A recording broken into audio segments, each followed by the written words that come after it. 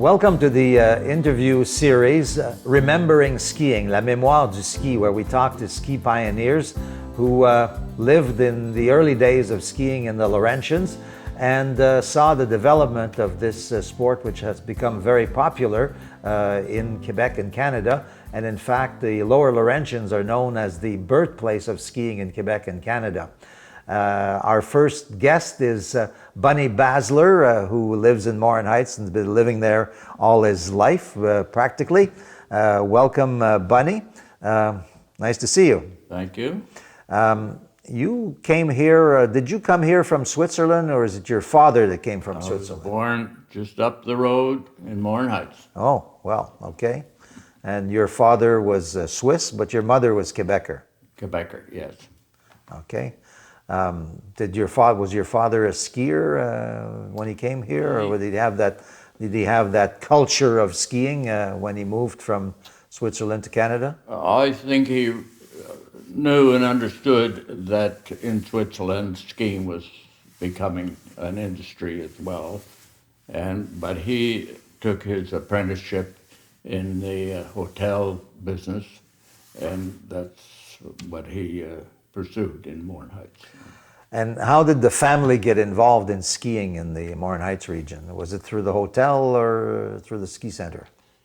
Well, we grew up in the pension. All the buildings that started bringing in guests in Morin-Heights were more or less large farm buildings or pensions. And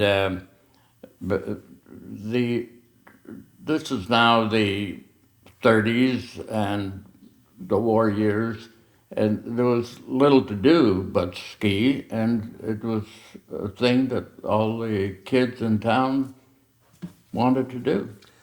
When you talk about the kids in town, you talk about the kids in Morin-Heights and Saint-Sauveur. In the schools. Not the people from Montreal yet. No, the locals, yeah. Okay.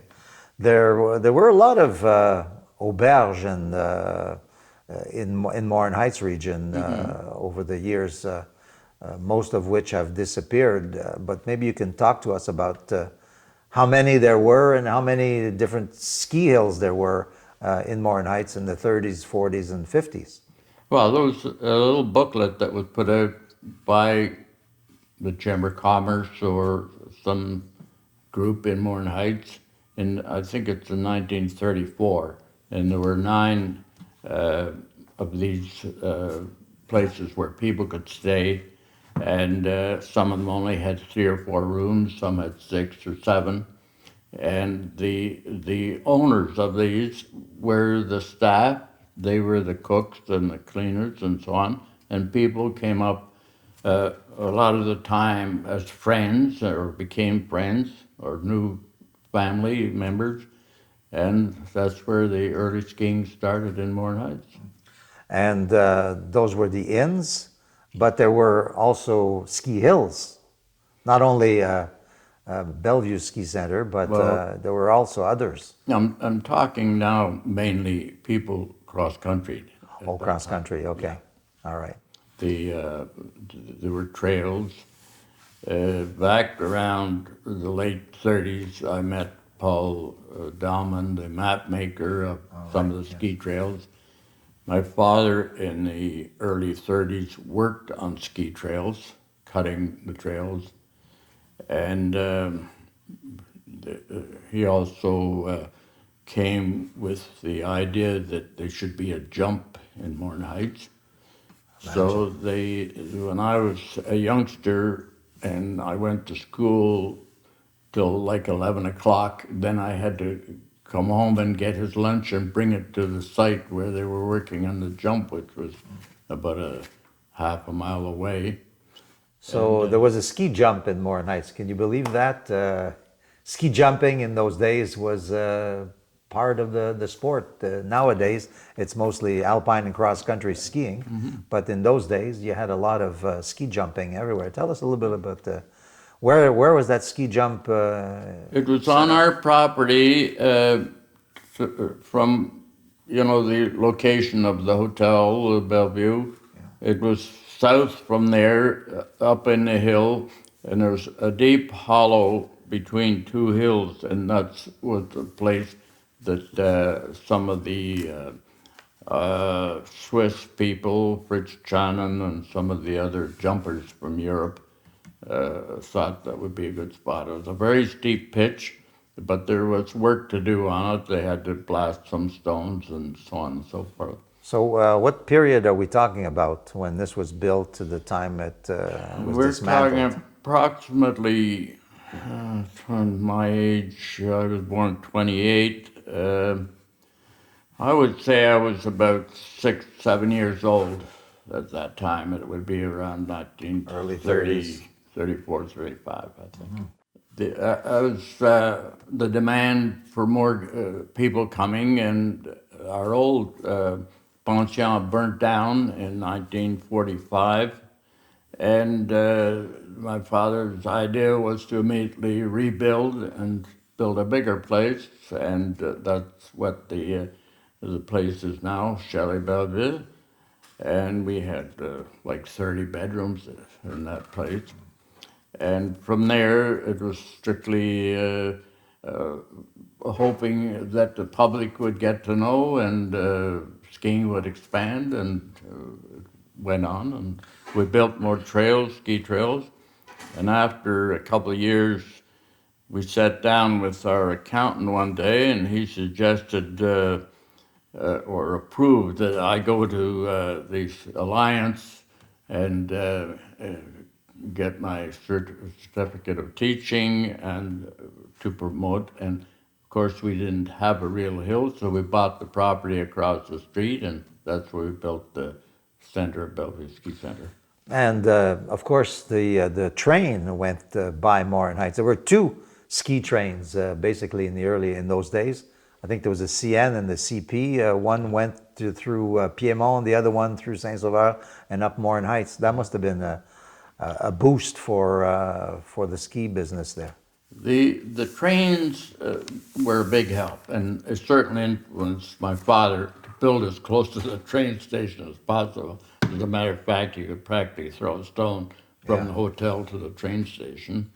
But as history went on, we know that the train gave up in 1962, and because the roads improved and people traveled more by car. Yeah, that was a big change. Obviously, when we see a lot of pictures of the old days, we see pictures taken in the ski trains. I think the CN had a bunch of pictures that they put all over the place, where you could see the skis inside the cars and people with the accordions and all that stuff. That was in the 50s, I guess. That also worked in the 50s. Pretty much in the 50s, yeah. And then came some of it in the 40s, late 40s. There's a famous picture of people in Central Station in Montreal holding their skis, waiting for the train to leave. Yeah. And then it became known as the ski trains. And then that kind of died when the autoroute was built, and cars had a better access to the region, and therefore things changed from that point on. That's right. Of course, when the ski trains disappeared, the railroads were still around, and eventually the rails were turned into trails. And we know that the train that goes through Piedmont became the linear park, le Petit Train du Nord, and in your region it became the aerobic corridor. That's right. So how did that come about? Do you remember? Was it a big deal trying to convert that from rails to trails? It was. I was on the cross-country ski association of Morin-Heights at the time. It seemed to be no problem. There was some concern at the beginning because the CNR owned the rail line and so on, and it was doubtful whether it would be able to be used. But it seemed to be no problem at all, and we immediately turned the railway line into the aerobic corridor, which is ski trail. And I think those two railway lines became, economic engines a little bit for cross-country skiing in both in both sectors, the Morin-Heights to Montfort sector and the, I guess, Saint-Jérôme through Val-David sector, which... Very much so. Yeah. Yeah. And of course, the after the with the aerobic corridor came the development of the trail network in the Morin-Heights section, which Morin-Heights has always called itself the capital of cross-country skiing. Maybe you can expand on that a little bit. I was part of that decision to call it the capital. Others on the cross-country committee wanted to call it the world capital for cross-country skiing. And That would have been a stretch. I objected to that. I said, that sounds a little much because I know there's skiing in a lot of places. Yeah, especially Norway. Yes. Yeah. But cross-country was very popular back in the 40s because there was no downhill skiing around Morin-Heights, and there were things planned, but they were all cross-country. Taking people on trails. I met Jack Rabbit Johansson on the trail with a group of people going one way. I was with another group of people going the other way. And we'd have a conversation in the middle of the bush. It was quite an interesting time. Also, in those days, in the early days, there was not that much of a distinction between alpine skiing and cross-country. You pretty well used the same equipment for a while. And I understand there are people who used to come by train and go for a competition at Bellevue, and they would ski from Piedmont or right up to the hill, do their competition, and then come back. I did that myself. I want to get back to running a ski hill, which you did for quite a long time. How long was 40 years. 40 years We from had the hill the 50s? operation for 40 years. 50s, and it closed when? 95, I think, or 96, 95. yeah. And how do you see what it was like to run a ski hill in the 50s and 60s compared to what it is now? I mean, it's totally different. Well, when you don't have a lot of money to get started, and everybody knows today that big ski operations are very costly, but in those days, a lot of, and if you go into the history of the Laurentians with Foster and other small ski areas, they used equipment that you could find in a garage or car parts and so on and so forth. And that's how a lot of small rope tow systems got going. And that was the early uphill conveyance, was rope tow. So what kind of lift did you have there over the years? You had rope tows? Well, we started. Started with a rope tow, and then T-bar, J-Poma lift? And then we put a J-bar in, then we converted that to a T-bar, and then we put in a second T-bar after that. What was grooming like when you started? What kind of grooming equipment did you have? A raquette. A raquette. Wow. That's pretty basic. People used to come and voluntarily help us to get the hill in shape so that could ski. If you had a good fall of snow, you had to raquette the whole. And you gave them a lift ticket for the day or something like that? Yeah. They came for the locals, favors. Yeah. And of course, there was no snowmaking. No, we felt that the hill wasn't warranted to have put in a snowmaking system because it wasn't big enough. Ski hills were open, not as much as they are now. Sometimes you were open. Were you open just weekends, more or less? We started off trying with our ski hill was partly built for the fact that we had the hotels, and we wanted to be able to invite people the same as Grey Rocks and Gauchin, the Chanticleer, and so on. And so we had our own ski hill, and so we built that, my brother and I, for that purpose. But small hills, bigger hills start coming, and people were attracted to bigger hills, of course. We kept going, and we kept our same clientele and same families. It was a family hill. It was a hill where there was a lot of camaraderie, and we put on parties and outdoor things, and people were delighted. Sometimes grandparents came just to sit on the porch to watch their grandchildren ski. You couldn't do that in a lot of ski areas. No. It just wasn't the accommodation for that. In conclusion, you and your brother were inducted into the Laurentian Ski Hall of Fame in 1990. How did you feel about that when that was announced to you? Well, I had learned to ski very young, and like I said, the skiing sort of started to grow, and the evolution of skiing in the southern Laurentians and starting with the northern Laurentians as well. And I wanted to take part in everything. And after I went to the CSIA school and became an instructor, then I went and worked at Grey Rocks and Chalet-Gauchamp, Chanticleer, and I met almost all the ski school directors in Laurentians, from Frank Schofield was one of the first ones, and right up to Réal Charette and Ernie McCullough, and I was on the board of the Alliance for a while. And when we rewrote the larger book of teaching for the Alliance. And that was very interesting to me. So then the fact that we had the ski hill and the hotel, two other small associations were formed.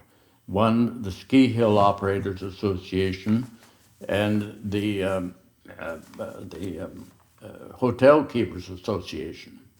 And these were associations mainly organized to publicize the Laurentians more in the United States and elsewhere. And these organizations, there were people like Mickey Stein, Richer, Nymarks, and other people. And I think it helped a lot because we tried to buy in bulk and do things more in a fashion and coordinate prices. It didn't always work smoothly, but I think the publicity helped. And this taught me a lot about how the ski industry was advancing. And it was very interesting to me. Thank you. And I guess your thoughts on the Laurentian Hall of Fame, the fact that it helps to preserve the memory of people like yourself who have done so much for. It's one of my. I'm interested in history. I'm interested in keeping things as accurate and as lively as possible. I do that with other things in Morin-Heights. And when it comes to the skiing industry, it just, as they say, puts the wind under your wings. Great.